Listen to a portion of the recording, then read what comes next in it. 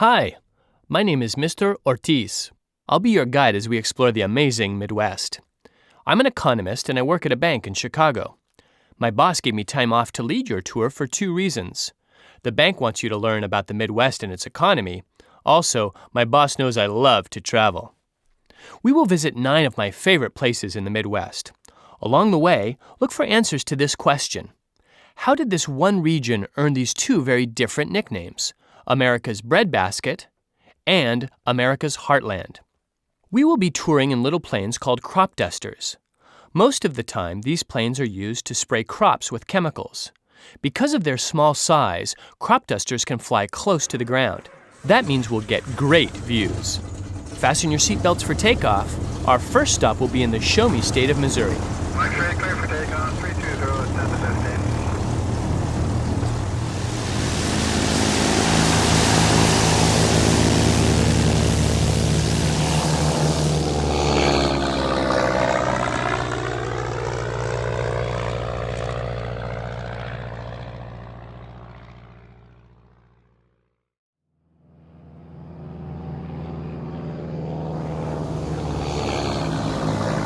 Welcome to St. Louis, Missouri, and its Gateway Arch.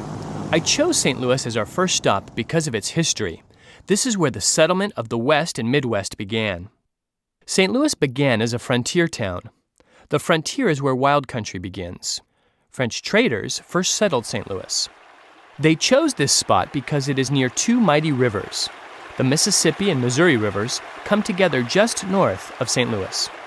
Pioneers were the first people to settle the West. They started their journey by heading west from St. Louis. This is why St. Louis is called the Gateway to the West. The Gateway Arch was built to honor those pioneers. It is a proud reminder of St. Louis's history. The Gateway Arch is one of the most famous arches in the world. Made of gleaming stainless steel, it rises 630 feet above the Mississippi River. Visitors can ride a tram to the top. I did this a few years ago with my family. My daughter said it was like riding in a big clothes dryer. The cars are small, but the view from the top is great.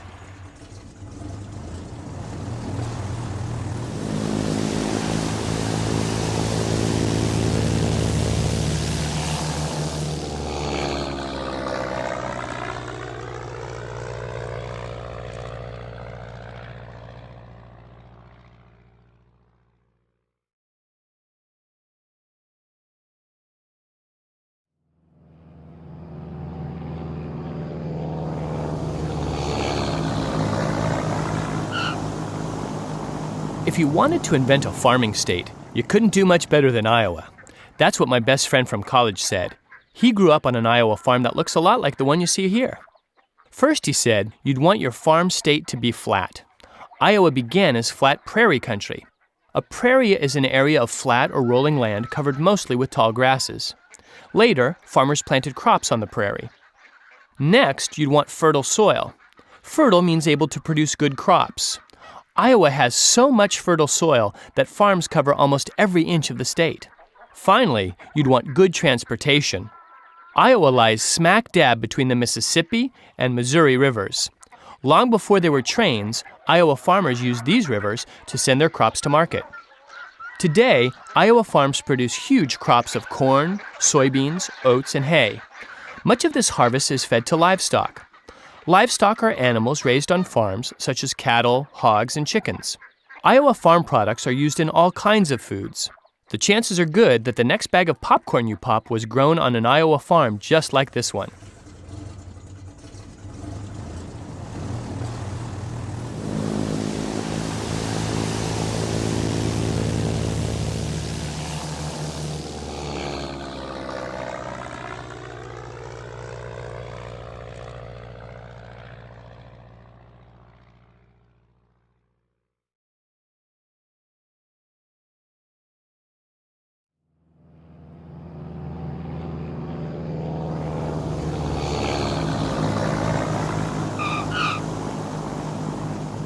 Welcome to Dodge City, Kansas. Kansas is famous for cowboys and wheat. Kansas produces more wheat than any other state. In areas too dry for wheat farming, cattle still roam the Kansas plains. I was born in Dodge City. My parents came here from Mexico to work in a meatpacking plant. Meatpacking is the preparing of meat for sale. It's an important industry in the Midwest. Back in the 1870s, cowboys from Texas used to drive cattle to Dodge City. These cattle drives took weeks or months. The cattle were loaded onto trains in Dodge City and shipped east for sale. The cowboys back then were a wild bunch. They made so much trouble that Dodge City was called the wickedest little city in America. When I was your age, I wanted to be a cowboy, or as my dad would say, a vaquero. Then I spent a summer on a ranch. Herding cattle, I discovered, is hot, dusty, smelly work. When cattle are upset, they can charge and knock you flat. But I have friends who are cowboys. Some just like working with animals, others love working outdoors. We'll stop here to learn more about cowboys. Watch out, some cowboys today ride motorcycles instead of horses.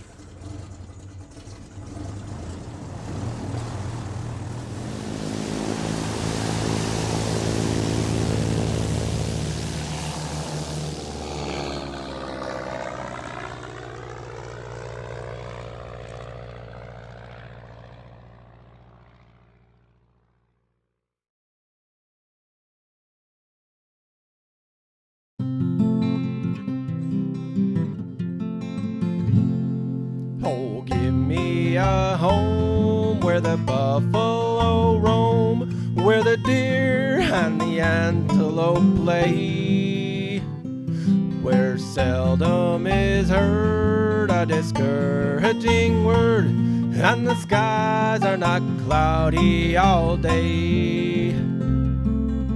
Home, home on the range, where the deer and the antelope play, where seldom is heard a discouraging word, and the skies are not cloudy all day. Often at night, when the heavens are bright from the light of the glittering stars, have I stood there amazed and asked as I gazed if their glory exceeds that of ours. Home, home on the range, where the deer and the antelope play, where seldom is heard a discouraging word, and the skies are not cloudy all day.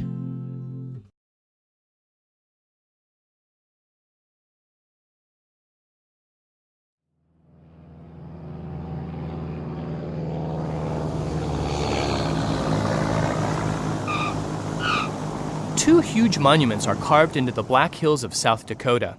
The first is Mount Rushmore National Memorial. It shows the faces of 4 American presidents: George Washington, Thomas Jefferson, Theodore Roosevelt, and Abraham Lincoln. Each head is 6 stories tall. The second monument honors a Sioux Indian chief named Crazy Horse. It is still being carved into the Black Hills. When it is finished, Crazy Horse Memorial will be the world's largest statue. The Black Hills are sacred to the Sioux and other Native Americans. When settlers began moving into this area, Native Americans tried to keep them out. This struggle led to war with the United States. During that war, an American soldier named George Custer attacked Sioux Indians camping by Little Bighorn River in Montana. Crazy Horse led his warriors into battle, yelling, "It is a good day to die." In minutes, Custer and his men were dead. Despite this victory, the Sioux lost most of their land. Like other Native Americans, they were forced to live on reservations or special areas set aside for their use. My family and I visited both of these monuments last summer. My son summed up the trip in 2 words: totally awesome.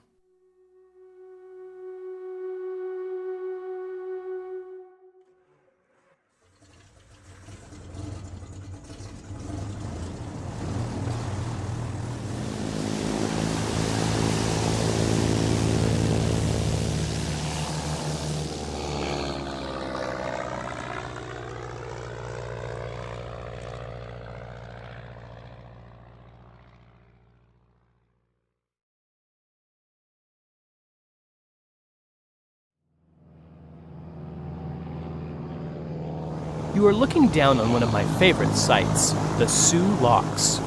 The Soo Locks are the 2 longest locks in the world. They can lift and lower ships up to 1,000 feet long. The Great Lakes are part of a water highway stretching from the Midwest to the Atlantic Ocean. Ships move from lake to lake along canals. However, the lakes are not all at the same level.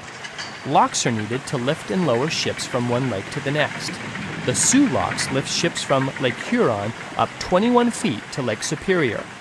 Many ships pass through the Soo Locks each day. Some are small passenger boats. Others are ocean-going ships filled with iron ore, coal, grain, and other cargo. Folks call them salties because they come from the Atlantic Ocean. When I took my kids to Soo Locks, they thought the trip would be boring. They didn't want another lesson from me about how important water transportation is to the economy of the Midwest. But then we got to the viewing area. A big salty was just entering the lock. We stood so close we could almost touch it. Now my kids can't wait to go back.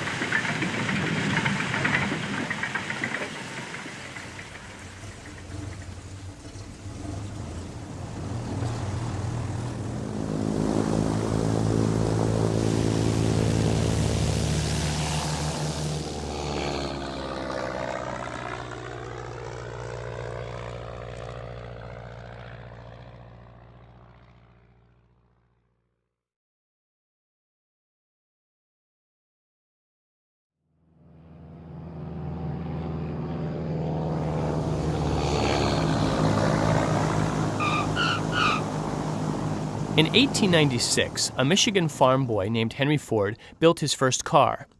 At that time, automobiles were very expensive. People saw cars as toys for the rich. But Ford had different ideas. He dreamed of building cars that most people could afford. Ford's dream gave birth to the American automobile industry. In 1908, Ford started an automobile factory in Detroit, Michigan. He needed a way to keep his costs down. First, he found a way to produce, all at once, the hundreds of parts that would go into his cars. This is the process called mass production. Still, it took many hours to assemble these parts into automobiles. Ford solved that problem by installing a moving assembly line. A moving belt carried unfinished cars past workers. Each worker did one task. One might install a windshield, another might screw on a door handle. The time needed to assemble a car dropped from 12 hours to just 93 minutes. Ford's success brought other car makers to Detroit. Before long, Detroit was known as Motor City, or Motown for short. The automobile industry attracted other businesses to the Midwest. Today, industry is as important as farming in many Midwestern states.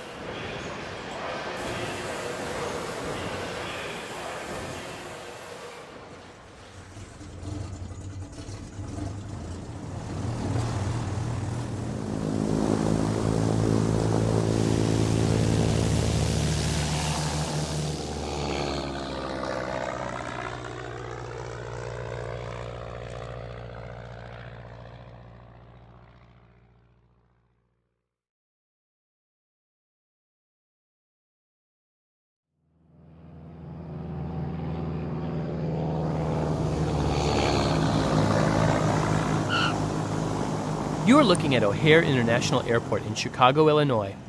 Travelers voted O'Hare the best airport in North America in the year 2000. It is also one of our busiest airports. About 200,000 people pass through O'Hare each day. That adds up to about 73 million airplane passengers a year. Chicago has always been a transportation hub, or a center for moving goods and people. In the 1800s, railroad tracks fanned out from Chicago across the Midwest. Trains left Chicago every day carrying goods from factories to small farming towns. The trains returned loaded with corn, wheat, and livestock for the big cities. Today, railroads, highways, airports, rivers, and lakes move more people and goods into and out of Chicago than any other American city. Moving all these people and goods is a big business. O'Hare International Airport alone employs 50,000 workers. Someday, you might be one of them. As an economist, I know how important transportation is to the economy of the Midwest. Last year, for example, my college buddy from Iowa sold his entire soybean crop to a buyer in Japan. Without good transportation, how could he get his crop halfway around the world?